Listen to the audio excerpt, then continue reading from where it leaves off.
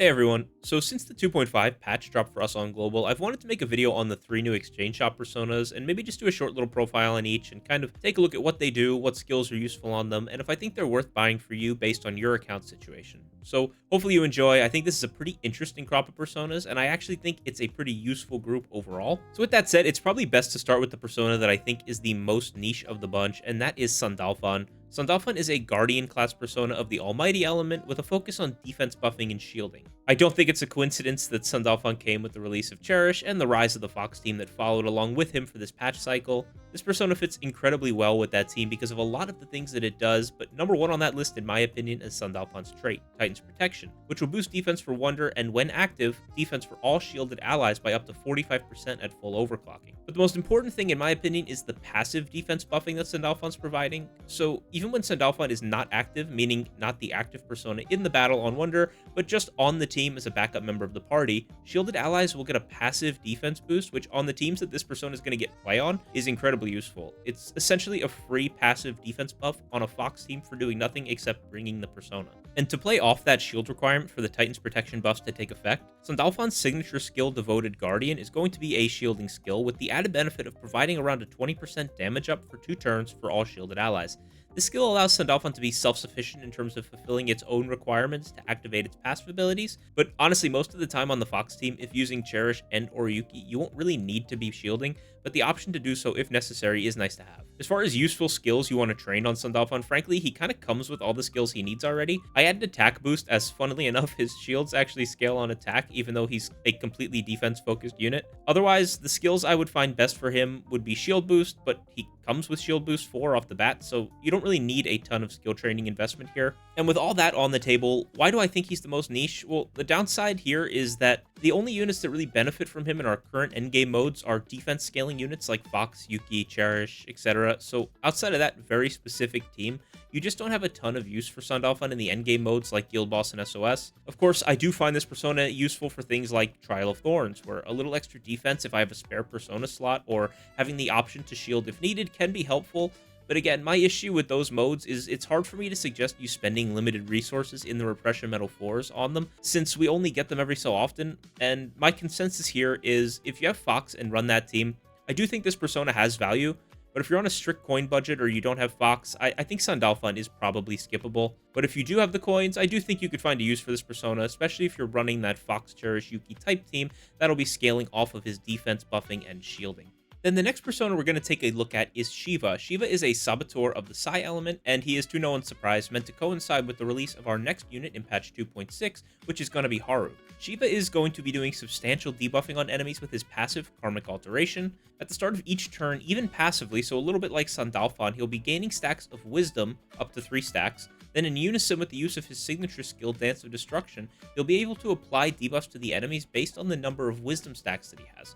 1 stack will increase the damage of his Dance of Destruction when used, which I don't think you'll ever really want to be using this with 1 Wisdom stack, so that's kind of unimportant. But with 2 stacks, you'll decrease foes' defense by 45% for 1 turn at full overclocking, and with 3 stacks, you'll increase foes' Psi crit rate taken by 18% for 1 turn. Again, that's at full overclock. So the flow of battle with Shiva will seemingly be waiting for him to build up stacks of Wisdom passively in the background, and then once he's reached whatever amount of stacks you want to apply the corresponding debuff with, it'll probably be 3 most of the time, you can swap him in and use his signature skill Dance of Destruction to proc his Karmic Alteration trait effects and apply your big debuffs for 1 turn, and because they're only 1 turn, you would probably want to be pairing this up with your big damage turns. This flow of battle also pairs up nicely with our normal 3-turn rotations that we do in a lot of Guild and SOS boss fights, so it should flow pretty nicely into our existing standard type of skill rotations that we already use. As far as skills you might want to train on him, I think Shiva is pretty straightforward in that his only real use is to use his Dance of Destruction to proc his trait, which means you probably want to play into that, meaning that you're probably looking at skills that enhance his attack, his crit, side damage, etc. Another thing to note here is if you plan on starting him in your first slot, you may want to train Agility Master, but since you'd likely be pairing him up with the new Dagger Starry Compass on his best in slot team with Haru, and because his Wisdom stacks can be gained passively in the background, I don't think you need to start with him in the first slot, like you would if you were using something like, say, Machina to pair with the element typing. But if you do choose to use him in the first slot, you can also make use of Automatru, which he comes with at the start of battle.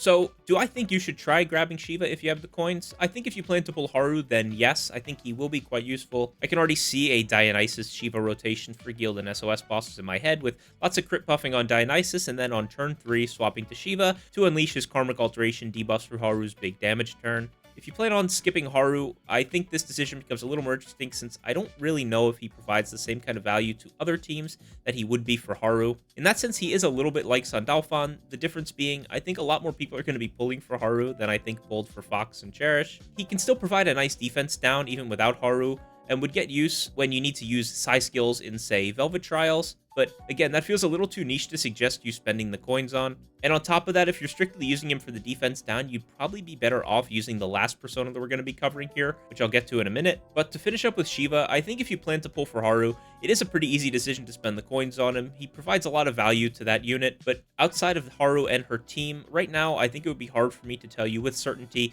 to spend the coins on him if you're on a budget.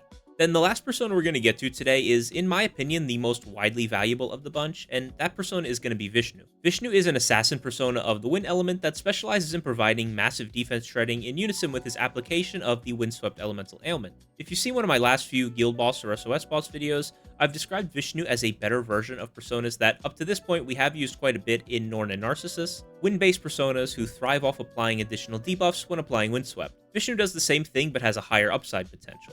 Vishnu's trait, Goodwill to All, is where a lot of his power lies, so he'll be providing Wonder with some crit rate buffing, but the real value comes in the windswept interactions. So off the bat, he increases windswept accuracy 20%, and increases damage to windswept foes by 20%. Then, when he does inflict or reset windswept on an enemy, he'll decrease that foe's defense by nearly 50% for 2 turns. All of those numbers are at max overclocking. But for reference, the defense shred here is more than double what Nord's providing for doing the same thing. That ability to inflict such a large defense down gives Vishnu value on any team. Additionally, but a little more niche, his signature skill Wind of Nirvana is a single target wind attack with a base 75% chance to inflict windswept. If the target already has windswept, reset its duration and increase Wind of Nirvana's damage by nearly 27%. And that also increases the foe's wind damage taken for 27% for 2 turns. This is kind of similar to what Narcissus' passive does, but a little more wind damage focused than Narcissus' flat damage up, but you can see the similarities in kit to those two personas. His trait makes him viable across the board, but his Wind of Nirvana signature skill helps make him even better on wind teams. And again, I think it's no surprise to anyone that we get this unit now, with Mont Swan, our first wind-focused 5-star unit to this point on the horizon.